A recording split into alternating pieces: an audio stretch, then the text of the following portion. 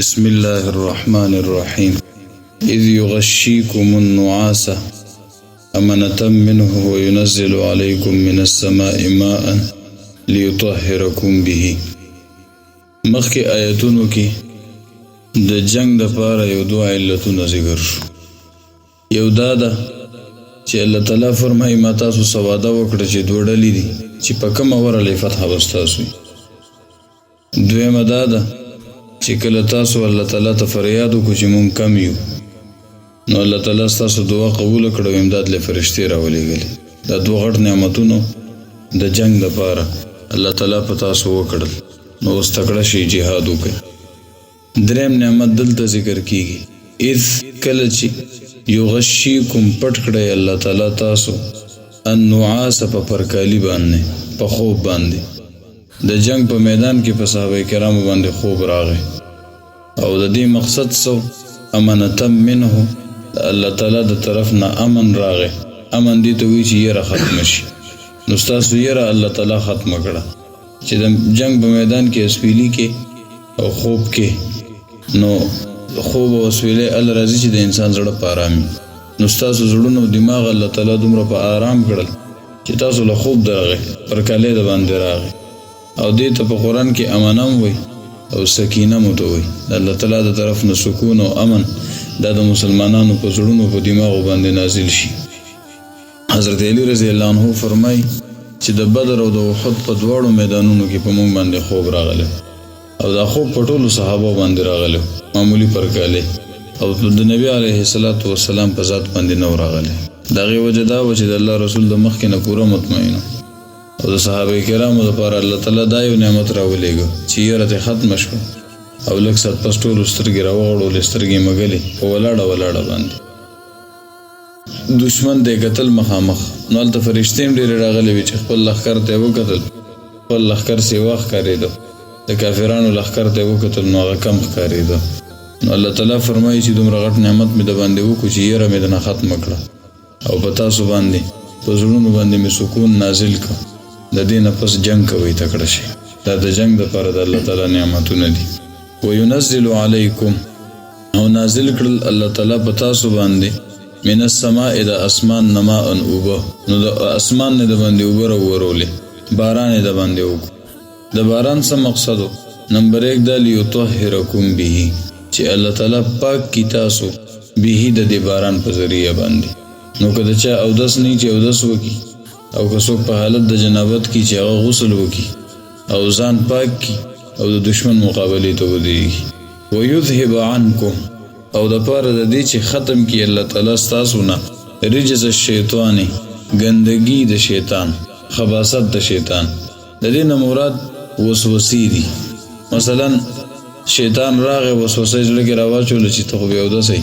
د نورو سبا الله امداد وکړي خو ستا به څه کېږي. دا د وسوسې یو طریقه ده.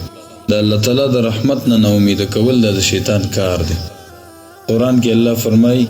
انما ذلکم الشیطان یخوف اولیاءه، د شیطان دا کار دی چې د خپل دوستان یری، په هر حال کې د هغوی په زړونو کې یره پرته او د هغوی په زړونو کې بېقراري او بېسکوني پرته. نو د شیطان دا وسوسې چې وي دا الله تعالی بوتلې ستاسو نه، رجز الشیطان. ولیربط علی قلوبکم، او د پاره د دې چې پټۍ ولګئ ستاسو په زړونو باندې، مضبوط کی زړونه ستاسو. ویثبت، او د پاره د دې چې مضبوط کی به د دې باران په ذریعه باندې الاقدام قدمونه. نو قدمونه دا چې د احد په کم میدان کې صحابه کرام ولاړو، دې طرف ته شګه ډېره وه، شګلنه ځمکه وه. نو په شګلنه ځمکه کې منډه وهل دا نه کېږي. نو کله چې باران وشو، د باران سره د شګې ځمکه چې نو هغه راکلکه شي، نو بیا په هغې باندې قدمونه مضبوط شو. او یا دا چې زړونه مضبوط شو نو قدمونه اوس په خپله مضبوطېږي. څو پورې چې زړه شکست نه وي خوړلی د هغې پورې قدم شکست نه خوري، خو چې کله دې زړه راوغورځېد نو بیا اوس قدم هم ښویېږي، بیا قدم هم راغورځېږي. نو دا د الله تعالی د طرف نه نعمتونه دي د جنگ دپاره. او دا صرف د بدر قصه نه ده، دا د ټول عمر دپاره د الله تعالی نعمتونه دي. د نصرت وعده د مسلمانانو سره د ټول عمر ده. د الله تعالی د طرف نه امداد او فرشتې به راکوزېږي، د ټول عمر وعده ده. د الله تعالی د طرف نه به د مسلمان زړه دا په امن او اطمینان یې که دی جهاد ته ووته، دا ټول عمر وعده ده. او د کافر په زړه باندې به روب د مسلمان پروتي، دا ټول عمر وعده ده. خو چې مونږ د میدان جهاد ته وځو چې مسلمانان جهاد شروع کړي او په اوس وخت کې د هغې نه غټ نعمتونه په مونږ باندې کړي هغه وخت کې صحابه کرام د اسلحې لحاظ سره کمزوري وتورې وې د بدر په میدان کې او د هغې باوجود هغوی ووتل میدان ته او جهاد یې وکړو په دې وخت کې مسلمانان ممالک چې ټول راجمع شي نو د اسلحې لحاظ سره هیڅ کمې کوتاهۍ نشته ښه مضبوط دي د پیسو د وسایلو لحاظ سره ښه مضبوط دي نو الله تعالی د بدر په صحابه کرامو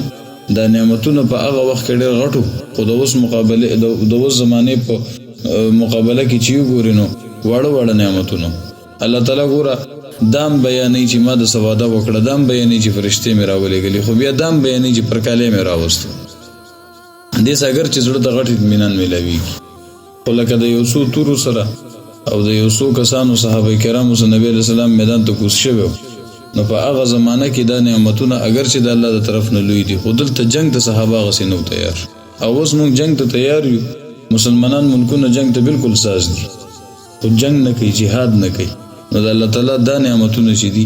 زړونه مضبوطېدل دا نشته نو د هغې نتیجه څه ده چې څومره مسلمانان دي د ټولو په زړونو باندې الله تعالی داسې روب کینولی دی لکه څنګه چې په هغه زمانه کې د کافرانو په زړونو باندې پروت ټول د امریکې نه یریږي د امریکې نه دویم معبود جوړ شوی په دې زمانه کې او ټول دې وخت کې د اسرائیل نه یریږي بل ورځ نتنیاهو یو بیان راغی د اسرائیل وزیر اعظم هغه وی چې مونږ به مسجد اقصی چې نو دا به شهید کوم او هیکل سلیمانی به جوړوم او ما ته په لاره کې رکاوټ یو څو ملکونو نومونه واخیستل زمونږ ملک یې مې یاد چې دا جوړېدل غواړي خو جوړېدی نه شي او د هغې وجه دا ده چې دا ټول ډرپوک دي دا یریږي او چې دوی یریږي نو زما مخې ته دوی رکاوټ نه شي جوړېدی نو هلته 15,000 کسان راغلي د جزیرة العرب منځ کې ناست دي او چې څومره عرب ملکونه دي تاو دي چار چاپېره په ټولو کې پیزوان اچولی څوک هم خوځېدی نه شي او دلته زمونږ د مسلمانان ملکونو دوی هم حرکت نه شي کولی نو هغه کم روب چې به الله تعالی د کافر په زړه باندې ورچو هغه روب اوس وخت کې د مسلمان په زړه باندې پروت دی او کوم اطمینان چې به د مسلمان زړه ته د صحابه کرامو زړونو ته به ځکه د هغوی په الله باندې اعتماد هغه اطمینان یې د کافر زړه ته اچولی اوس هغه په موږ باندې ښه جرأت کې دی اړو سره نه کوي دی خو فلسطین راګیر کړی خو پسې په اردن باندې میزایل ولي اخوا په شام باندې هم حملې کوي او مسلمان چې دی نو هغه لاس په لاس باندې اچولی دي او غریب د حرکت نه وتی دی نو چې جهاد کوئ الله تعالی به نصرت هم ستاسو کوي الله تعالی به زړورتوب هم تاسو له درکوي نرتوب هم په تاسو کوي چې جهاد نه کوئ نو داسې شلې ګیدړې به نه جوړې کړي لکه څنګه چې په هغه زمانه کې منافقانو کافران هم نه ابو جهل دې میدان کې ولاړو جهاد یې کوي هغه یو طرف ته لکه دې وخت چې څومره کفار دي نو هغه یو طرف ته دي د اسرائیلو په حمایت کې دي اکثر زورور کافران مونږ چې په کم لیست کې یو نو هغه د ابن سلول دی په لیست کې یو صرف دې دپاره و چې هغه به په صحابو باندې خفه کېږم چې دا شهیدان نشي او مړه نشي بې ځایه قتل نشي نو میدان ته مه ځئ د جنګ دا قسمه خبرې به یې کولې مونږ مسلمانان هغه د منافقانو کردار ادا کوو په دې زمانه کې نو دا د الله تعالی غټ نعمتونو چې په مسلمانانو باندې کوي او په دې زمانه کې هم کوي خو مسله دا ده چې کله مونږ میدان جهاد ته وځو چې مسلمانان د جهاد نه تښتي نو د الله تعالی امداد دوی سره نشته اذ یغشیکم النعاس هغه وخت چې پټ کړی الله تعالی تاسو النعاس په پرکالي باندې په خوب باندې امنتم منه او دا د الله تعالی د طرف نه امنو ستاسو دپاره امن دی ته وایي چې یره ختم شي نو ستاسو د زړورتوب ذریعه وه وینزل علیکم الله تعالی نازل کو پتا سو باندې من السماء د اسمان نما ان باران د اسمان نه پتا سو باندې ورولې او د باران د هر یو ساز کی سره یو فرشته زمکه تر کوزي نو د الله تعالی رحمت ډیر په کثرت باندې را رواني نو چې د الله تعالی رحمت را رواني او فرشتي را کوزيږي نو د صحابه کرامو طاقت د فرشتو سره او د الله د رحمت سره مضبوطی ده او د شیطان چې کم جالو او د شیطان چې کم د وسوسې او نظام نو هغه د دې باران سره کمزورې شو لیطهرکم به د پاره د دې چې الله تعالی پاک کی تاسو په دې باران باندې ويذهب او ختم کی عنکم تاسونا رجس الشیطان نجاست او خباثت د شیطان گندگی د شیطان وليربط على قلوبکم د پاره د دې چې مضبوط کی الله تعالی زړونه تاسو ويثبت به الاقدام او مضبوط کی الله تعالی د باران په ذریعہ باندې الاقدام قدمونه صدق الله